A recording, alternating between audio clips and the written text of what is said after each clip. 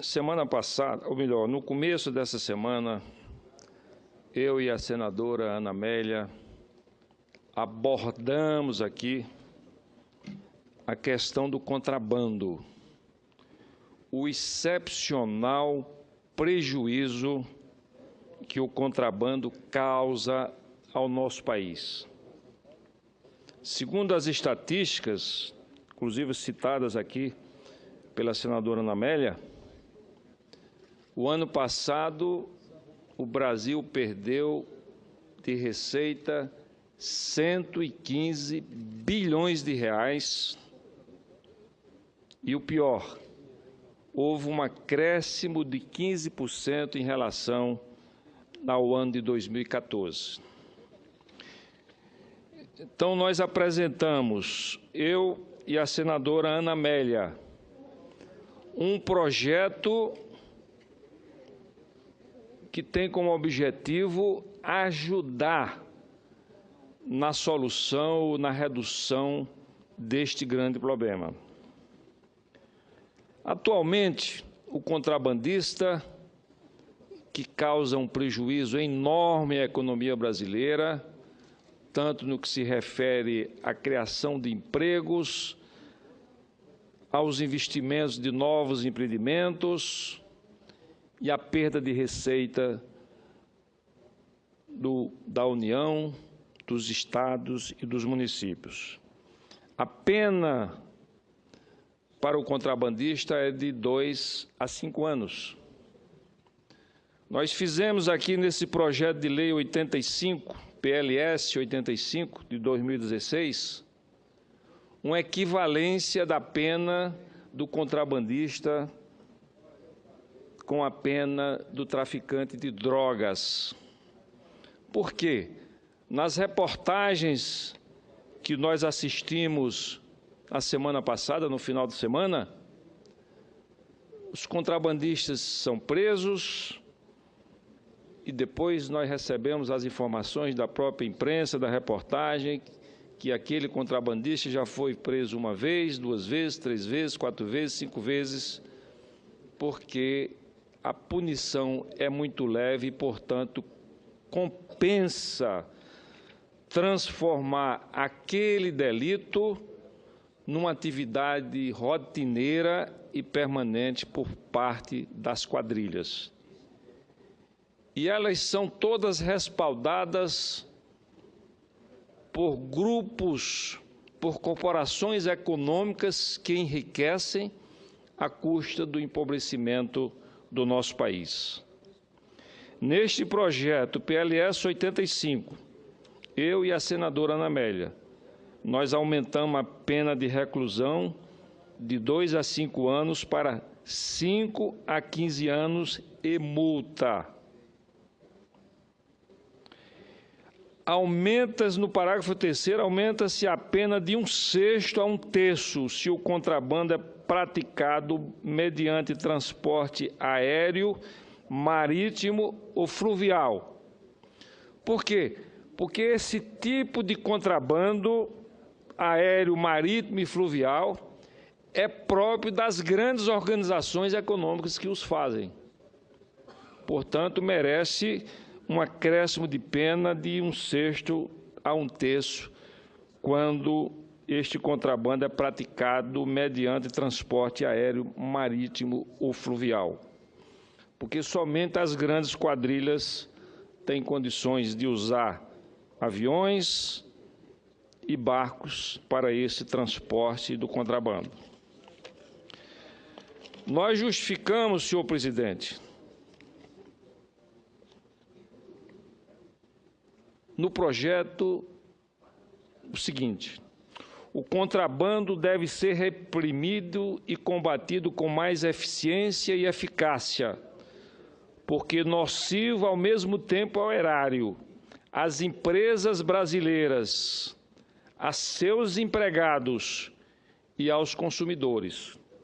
Todo mundo perde, só os contrabandistas ganham. O consumidor perde porque compra um produto falsificado, um produto sem garantia. E muitas vezes esse consumidor também perde o emprego porque as fábricas brasileiras são fechadas. E perde-se a União, os estados e os municípios com relação à receita tributária. Com contrabando,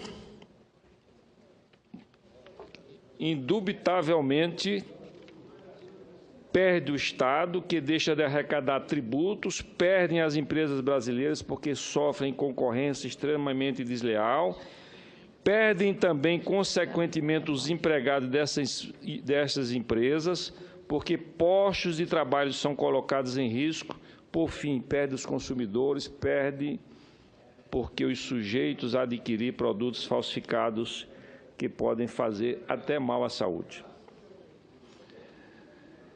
O desvalor do contrabando, do nosso ponto de vista, equivale a do tráfico ilícito de entorpecentes, razão pela qual apresentamos este projeto, eu e a senadora Ana Amélia, no sentido de incrementar a pena do primeiro, comunicando-lhe a mesma pena do segundo, ou seja, igualando a pena do contrabando à do tráfico de drogas, prevista no artigo 33 da Lei nº 11.343, de 23 de agosto de 2006, da Lei Antidrogas. Passo com prazer uma parte à senadora Ana Amélia, coautora comigo aqui desse projeto de lei. Com muito prazer, senadora. É uma grande honra compartilhar com Vossa Excelência da iniciativa de Vossa Excelência nesse projeto 85/2016, que eu penso nesta hora de aguda crise que o país atravessa, com uma situação financeira muito delicada da União, dos estados e municípios em matéria de receita, porque a economia está numa situação de absoluta, eu diria assim, de desaceleração a economia, crescimento baixo, inflação alta, desemprego elevado. Então, essa iniciativa vem proteger o emprego, vem aumentar a receita, porque o contrabando, como a própria palavra, ele não paga imposto e tira emprego. E aí é um crime ainda. Eu queria me solidarizar com os números apresentados por Vossa Excelência. São 115 bilhões de reais que o país perdeu com o contrabando. Esse dinheiro dava para fazer muita coisa. Eu disse, esse valor é quase 5 CPMFs, senador, somadas, arrecadação de 5 CPMFs. Então, é muito dinheiro. Então, eu queria digamos, cumprimentá-lo pela iniciativa e dizer-lhe que vamos trabalhar muito, que eu penso que isso é uma iniciativa que é importante para o país, para assegurar o nível de emprego. As empresas, os empreendedores que trabalham legalmente no nosso país, pagam impostos, obrigações sociais e também para a própria receita da União, dos estados e dos municípios. Então, me congratulo com Vossa Excelência por essa oportuna iniciativa, senador Raimundo Lira. Muito obrigado, senadora Ana Amélia. Peço à mesa que incorpore as considerações da senadora Ana Amélia, que me inspirou, que me inspiraram, né, a ideia desse projeto, juntamente com a senadora Ana Amélia. Apresentei também, senhor presidente, um outro projeto de lei número 86. Todos nós sabemos que o que mais causa prejuízo ao país, em primeiro lugar, é a corrupção, o desvio, o uso inadequado, desonesto dos recursos do setor público. E a corrupção, portanto, ela precisa ser contida da forma mais veemente, mais eficiente, permanente e constante, inclusive com leis mais rigorosas, e o Congresso Nacional, o senador Cristóvão Buarque, está aguardando aquele projeto de lei que vai ser apresentado de iniciativa popular, com orientação e acompanhamento de vários procuradores, para que possamos aqui debater com mais intensidade essas medidas porque nós temos aqui dois exemplos que não são adequados para o Brasil, mas podemos citar nessa questão da corrupção a China e a União Soviética. Dois países que anteriormente eram países fechados, países comunistas. Então, quando a China começou o que eles chamaram de duplo sistema, ou seja, manter o sistema político como eles tinham, de uma forma centralizada, um partido único, mas abriram a economia para o sistema capitalista, copiando o exemplo de Hong Kong, que passou a partir de um determinado momento, que era uma colônia inglesa, para o domínio da China. E o combate à corrupção na China foi um combate veemente, constante e permanente. E hoje a China, não vamos analisar a questão política, hoje a China é o segundo PIB do mundo, depois dos Estados Unidos. Quer dizer, a economia tem um crescimento de tal maneira que hoje o mercado automobilístico chinês compra mais carros do que os Estados Unidos. Em 2015, a China deve ter adquirido, para os consumidores devem ter adquirido 18 milhões de veículos, contra menos de 16 milhões dos Estados Unidos, a maior economia do mundo.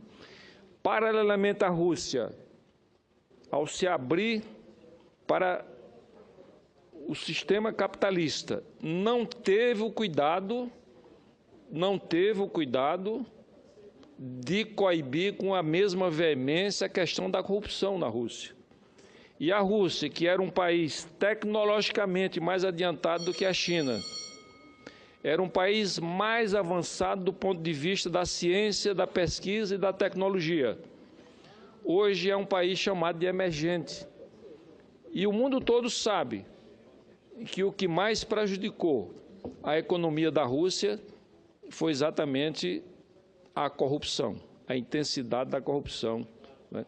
Então, nós precisamos, ao nosso modo, no nosso sistema democrático, conter da forma mais veemente a corrupção no país.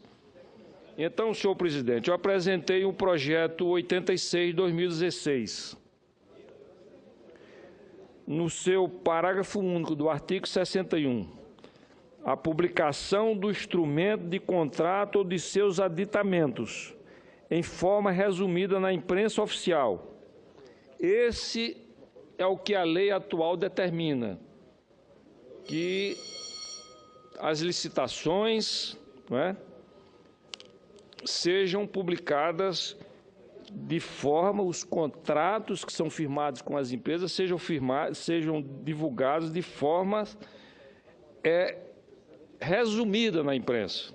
Aí nós acrescentamos, senhor presidente, e na íntegra em sítio eletrônico oficial centralizado de divulgação de licitações na internet, que é condição indispensável para a sua eficácia, será providenciada pela administração até o 5º dia último do mês seguinte ao de sua assinatura, para ocorrer no prazo de 20 dias daquela data, qualquer que seja o seu valor, ainda que sem ônus, ressalvando o disposto da lei, do artigo 26 dessa lei. Então, o que quer dizer? Atualmente, os contratos, senador Regufe, eles são publicados pelo município, pelo Estado e pela União, de forma resumida. Então, se esses contratos foram publicados na sua íntegra pela internet, né, nos sítios pertencentes ao setor público, sem custo, né, então não vamos ter nenhum tipo de prejuízo em termos de meio ambiente, utilizando papel, né, utilizando qualquer outra coisa que venha utilizar de forma intensiva os recursos de que nós dispomos em termos de utilização e prejudicialidade do meio ambiente. Então, é uma medida que acredito ser simples, mas de grande eficácia.